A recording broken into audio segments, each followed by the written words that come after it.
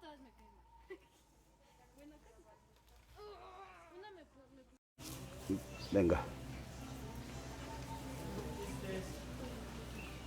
Para ya ir armando el La ramilla de un pino. festón. Hay diferentes tipos de pino. Entonces cuando vas, siempre tienes que buscar un pino que tenga mezcla.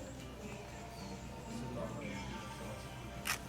Vienen vainas, siempre vienen vainas. A veces tiene dos, a veces tiene cuatro, a veces cinco, depende de la especie.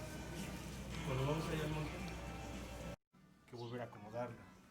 Entonces, por eso te lo dimos así.